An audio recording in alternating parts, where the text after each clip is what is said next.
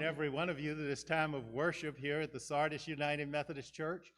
If you're in the sanctuary, I welcome you. If you're joining us via the internet, we welcome you as well. And on this very, very special day, we give thanks and honor to those who have given their lives that we might celebrate the freedoms that we celebrate today, this Memorial Day weekend. And I'd like to broaden that just a little bit, not only to include those in the military, but those who were first responders, like those who gave their lives on 9/11, and those who we see that defend us each and every day. So I welcome you to this time of worship. Let us pray. Most gracious and eternal God, as we gather in this historic sanctuary, our prayer is that you would pour your Spirit out, that we might know your presence in this time of worship, and that as we do that, we might lift you up in praise, and that as we lift you up in praise, that the blessings might come down. We ask these things and we do these things. We lift them up in the mighty and powerful name of our Lord and Savior, Jesus the Christ. And God's children said, amen.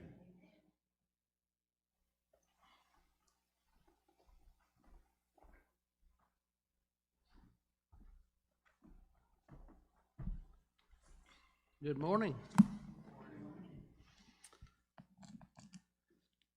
When we first started talking about doing this together, I talked to the ladies and I said, I don't know how to do a trio. I've never done it before. And they said, well, just stand there and get up there and do whatever you do and we'll be your backup singers. And I said, I should be backing you up. I've heard you sing. And they didn't say anything. They just smiled and smiled and smiled. And next thing I know, here I stand. And here we go.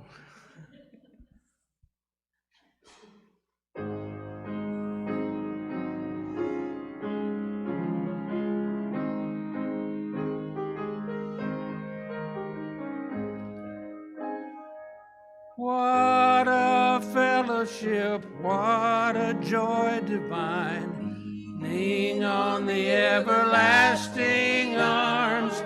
What a blessedness, what a peace is mine, leaning on the everlasting arms.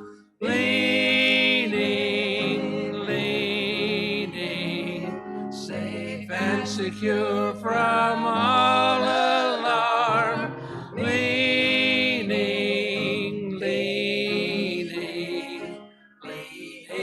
on the everlasting arms. Oh, how sweet to walk in this pilgrim way, leaning on the everlasting arms. Oh, how bright the path grows from day to day, leaning on the everlasting arms. Leaning, safe and secure from all alarm. Leaning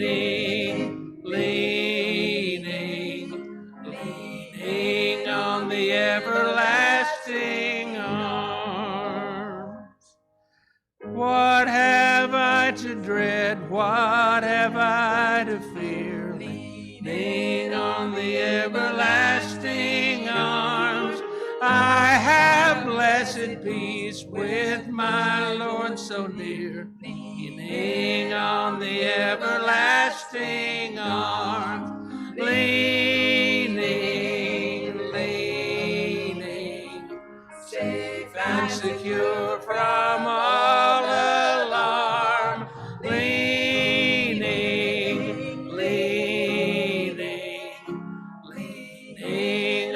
the everlasting arms.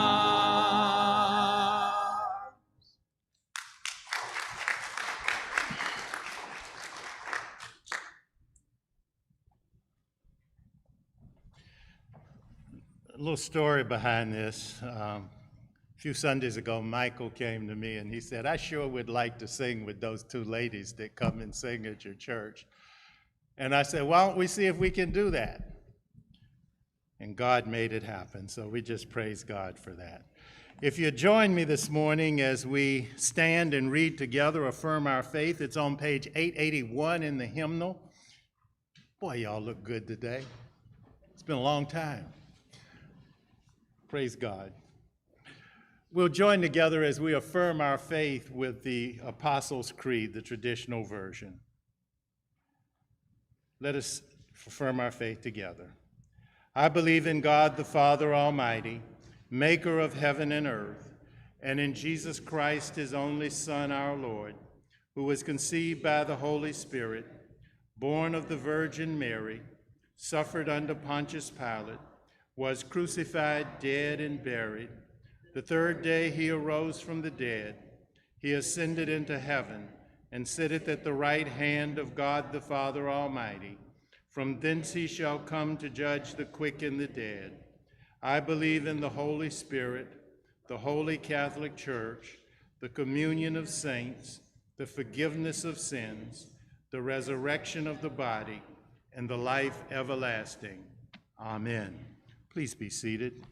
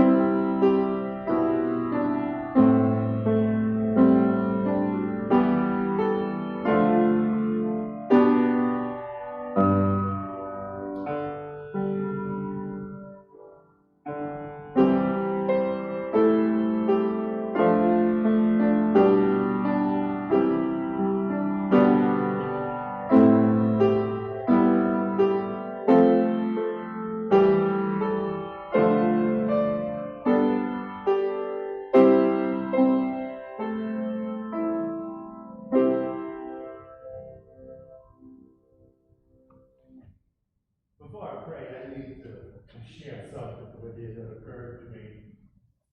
You know, during this time of COVID, when we haven't been able to sing, we normally, when we sing, pick things that are pretty familiar. But I've had the latitude, and thanks to Jonathan's skill, to pick stuff that we never would have played or never would have shared anymore. I mean, you know, I found this one when I was looking. My prayer rises to heaven. I had no idea that that was in the hymn book, but we have the opportunity to do that, and that's a blessing. So let us go to God in prayer.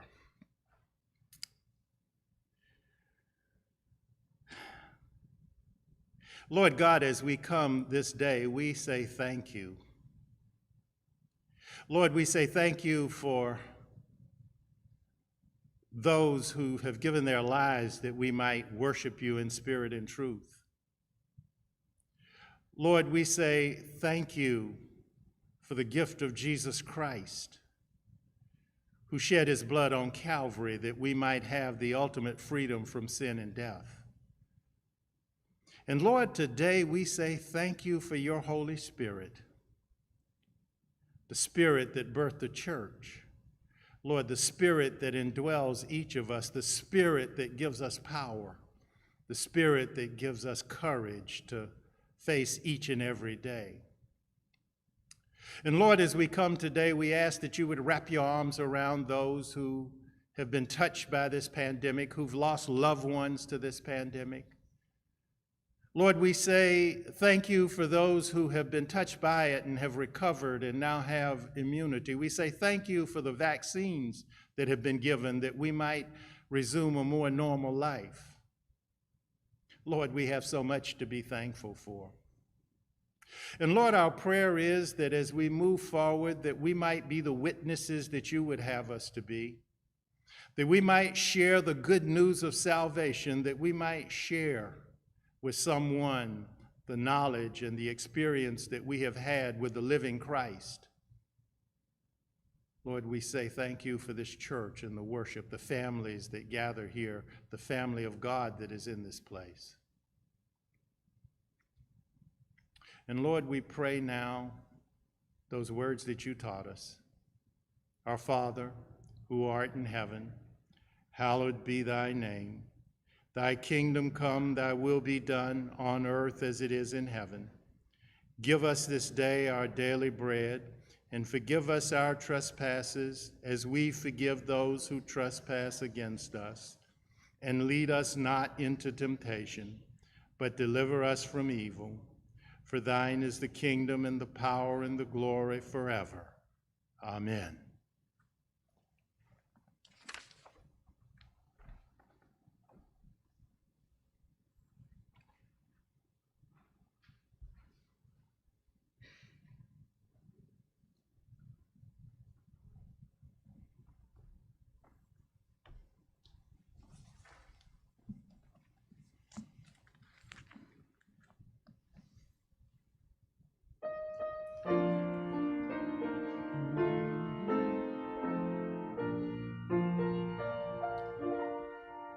On a hill far away stood an old rugged cross, the emblem of suffering and shame.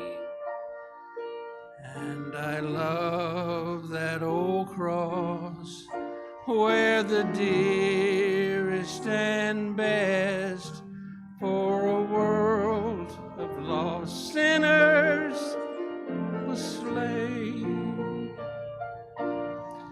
So I'll cherish the old rugged cross till my trophies at last I lay down.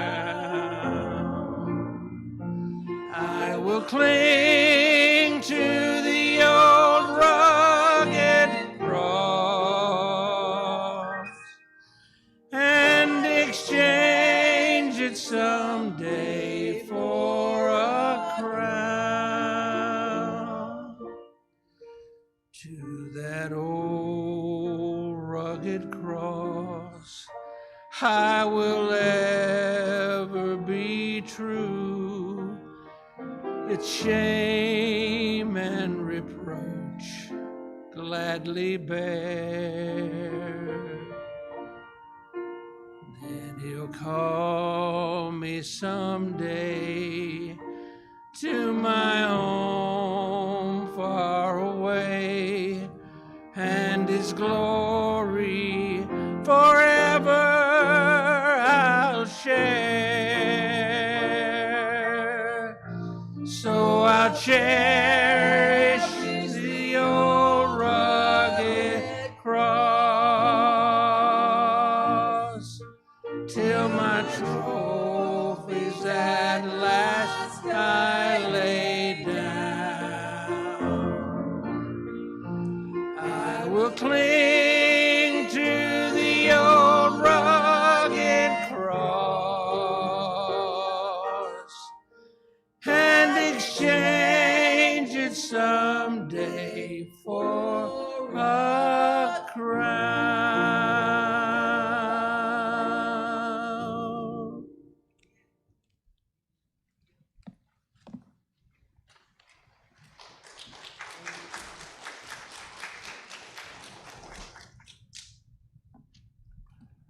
It's not fair to have to stand up and preach after that. But I'd like to share with you today from God's Word, the Holy Scripture. And I'm going to read a couple of passages of Scripture. The one is the first few verses that are in the Holy Word from Genesis. And I want you to hear what Moses wrote. In the beginning, when God created the heavens and the earth was formless and void, and darkness covered the face of the deep, while the Spirit of God swept over the face of the waters.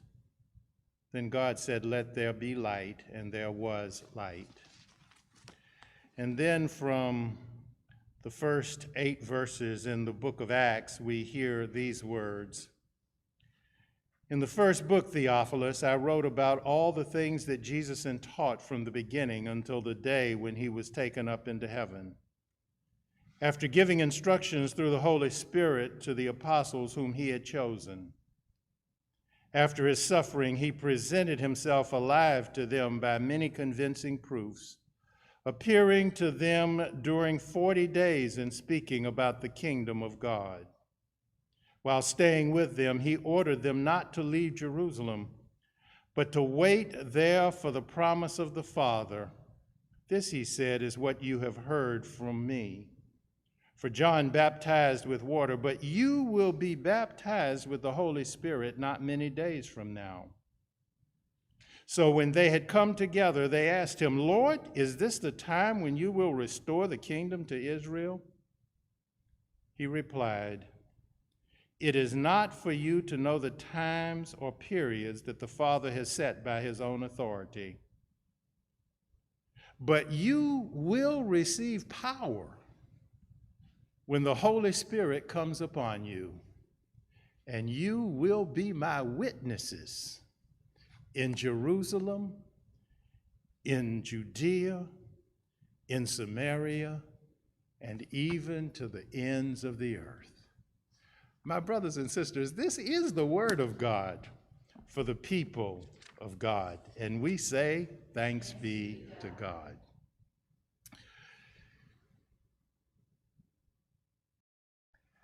In the liturgical year, this Sunday is known as Trinity Sunday.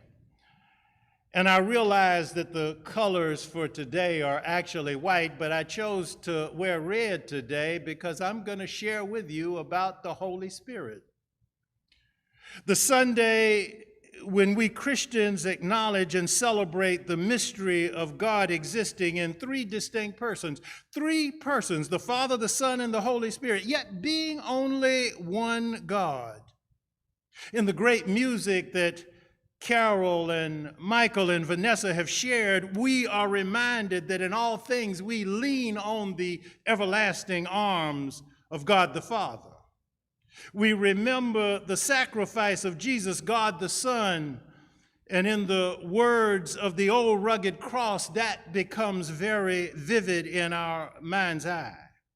We affirmed our faith together, and we confessed our faith in God the Father, creator of the universe. We professed that Jesus Christ died for our sins on Calvary, but he rose from the dead, the first fruits of those who will be resurrected. We also profess belief in the third person of the Trinity, the Holy Spirit.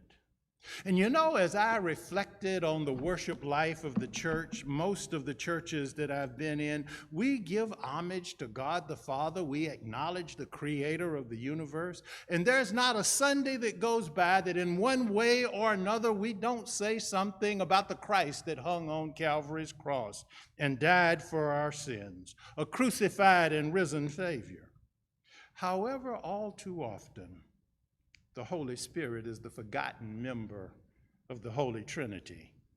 One author, Francis Chan, describes him as the forgotten God. And yet I submit to you that the Holy Spirit is the power that birthed the church.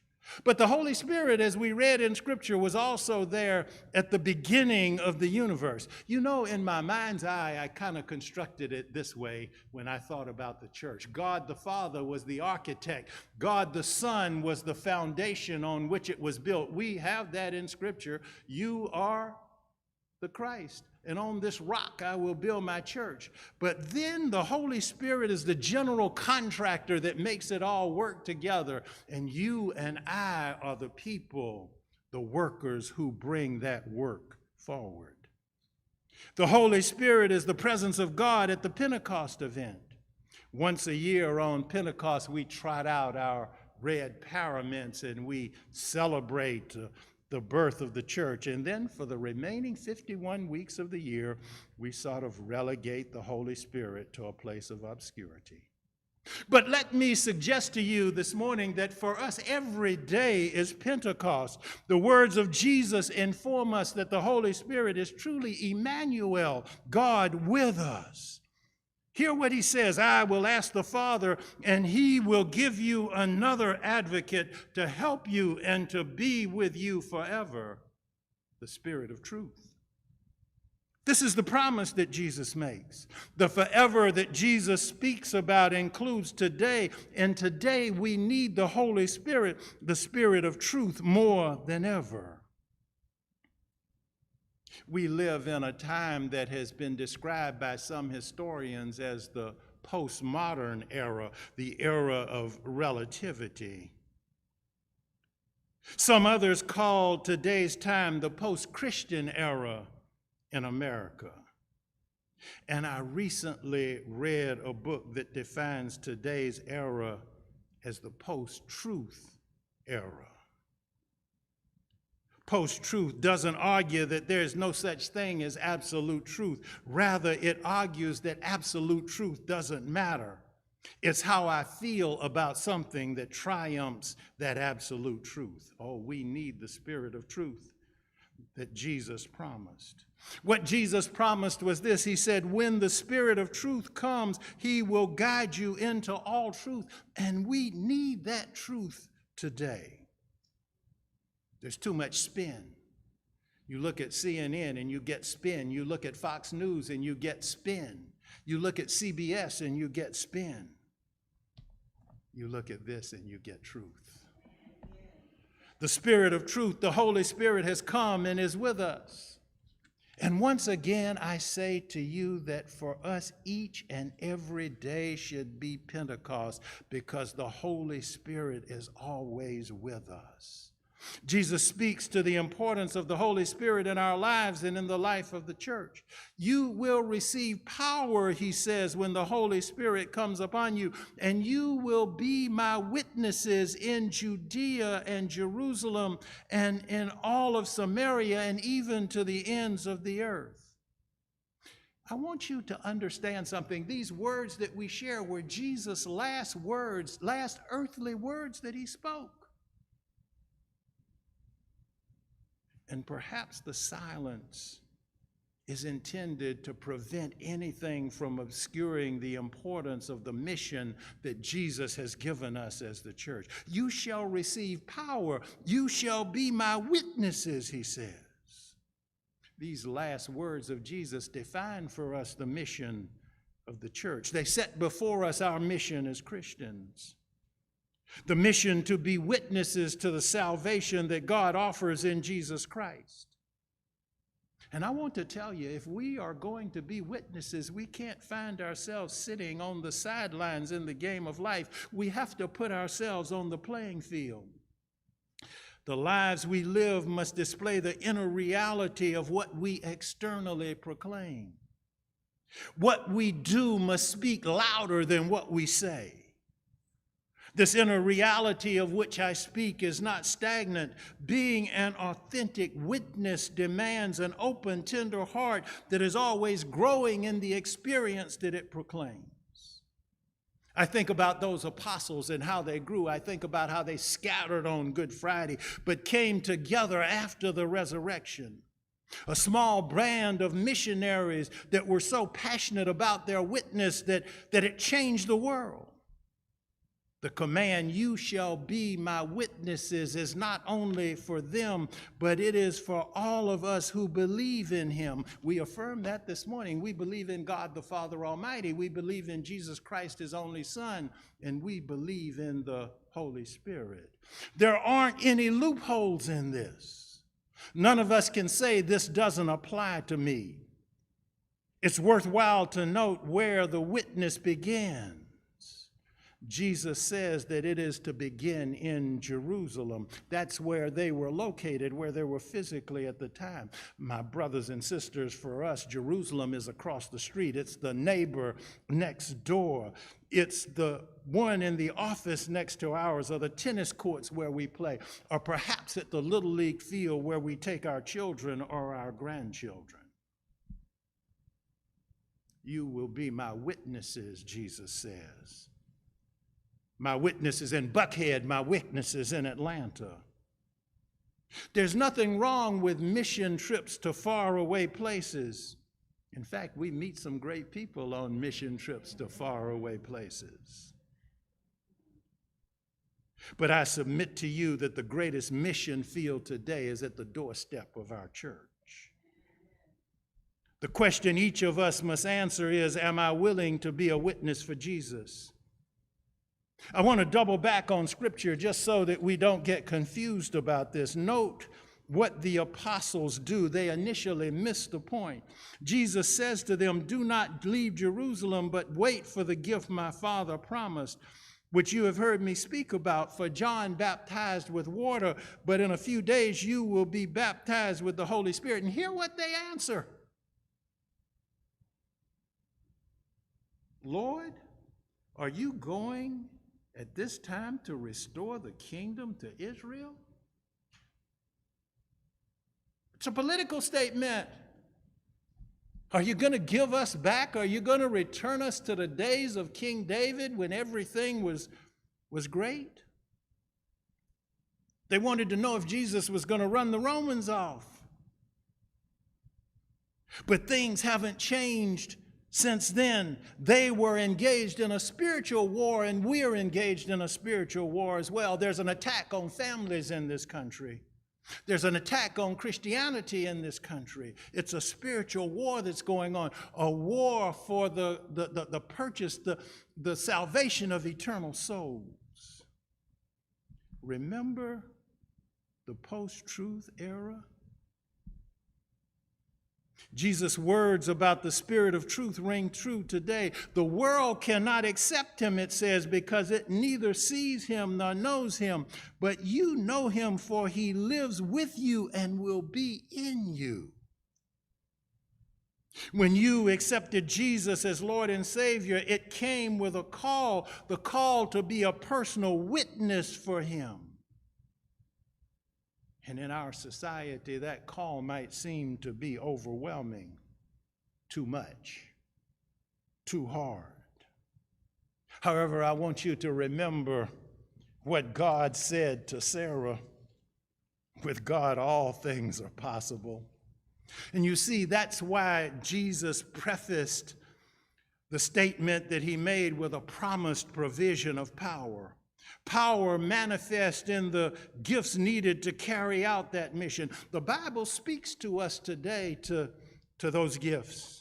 Hear what it says. There are different kinds of gifts, but the same Spirit distributes them. There are different kinds of services, but the same Lord. There are different kinds of working, but in all of them and in everyone, it is the same God at work. Now to each one is given a manifestation of the Holy Spirit for the common good. You have the power, you have the gifts. These testified to the transforming power of God's Holy Spirit. I think about the Apostle Peter, who on Good Friday cowered in fear and denied Jesus, and through the power of the Holy Spirit preached so powerfully on Pentecost that 3,000 turned their lives over to God. When the Holy Spirit comes upon the followers of Christ, the most unlikely people become fountains of power. Paul the terrorist, Saul the terrorist became Paul the preacher. In a more recent time, I think about Bill W. and Dr. Bob, two drunks, the founders of AA, who began an organization that has helped millions become sober and stay sober. And just so you know, even though the big book, the book of AA, speaks of the God of my understanding, if you go read the original writings in their book, the God of their understanding was none other than the Savior crucified and risen from the dead. Oh, somebody ought to say amen. The same spiritual power that was available to them is available to you each and every day. The Holy Spirit is Emmanuel, God with you. In the United Methodist Church, we claim as our mission to make disciples of Jesus Christ for the transformation of the world. My brothers and sisters, if we are witnesses for Christ through the power of the Holy Spirit, we will make disciples and we will transform the world. We live in a difficult and challenging time. We are engaged in a great spiritual war. However, God has given us the power to be witnesses to His grace and His salvation. The power of the Holy Spirit is the supreme qualification and assurance that we have as Christ's witnesses. This teaching in the book of Acts is clearly for a missionary church. And I submit to you that we live in between times. I might write a sermon about that. We live in between times, the time between when Jesus ascended. And the scripture tells us that just as He ascended, so too will He return. We live in the time between when He ascended and when He returns. And I encourage each of you, I encourage each of us to get going, to be about the business of being witnesses. Use the power of the Holy Spirit and the gifts of God that are manifest in you. The key is genuine commitment to God's plan.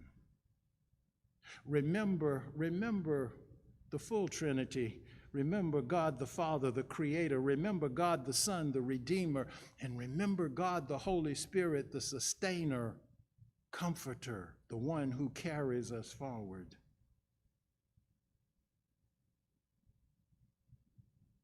And as we leave this place today, we say, thank you, God, that you have given us an advocate who is just like Jesus. Not one who is only with us, but one who is in us as well. Help us to be giving, praying, sacrificing, honest and true, passionate believers, willing to share the good news of salvation through the power of your Holy Spirit. We ask these things and we pray all of these things in Jesus' name. And God's children said, amen.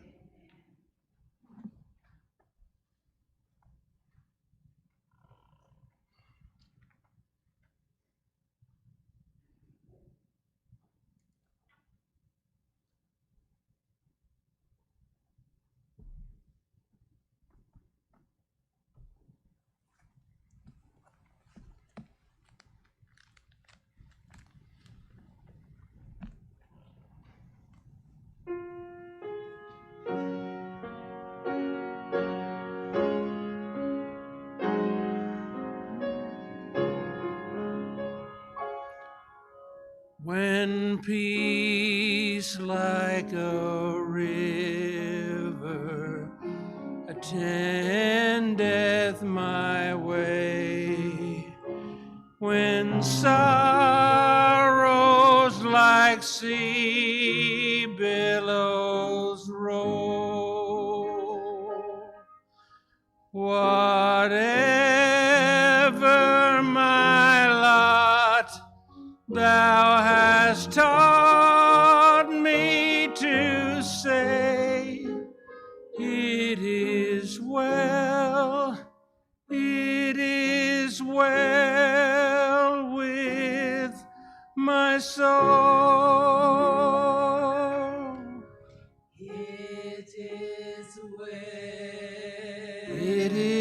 well with my soul. with my soul.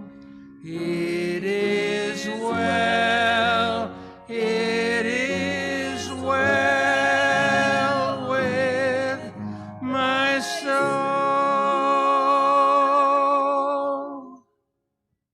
My sin, oh, the bliss of this glorious thought. My sin, not in part, but the whole, is nailed to the cross, and I bear it no more. Praise the Lord, praise the Lord, oh my soul. It is well. It is well with my soul. with my soul. It is well, it is well with my soul. And Lord, haste the day when my faith shall be sight. The clouds be rolled back as a scroll. The trump shall resound, and the Lord shall descend. Even so, it is well with my soul. It is well. It is well with my soul. with my soul. It is well, it is well with my soul.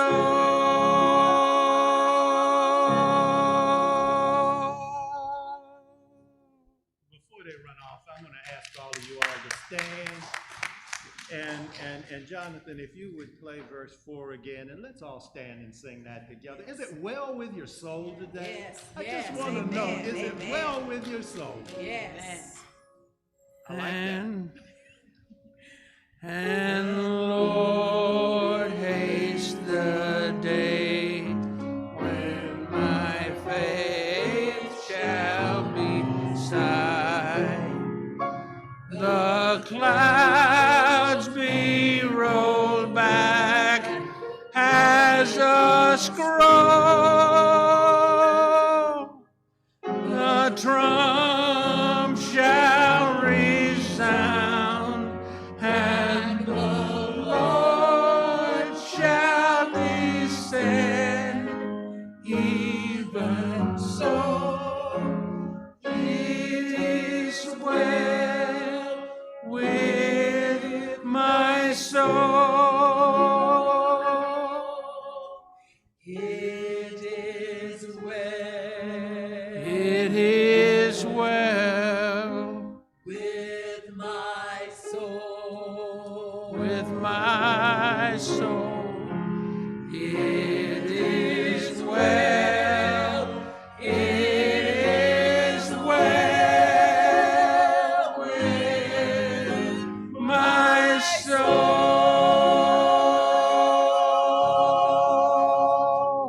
Amen. Amen.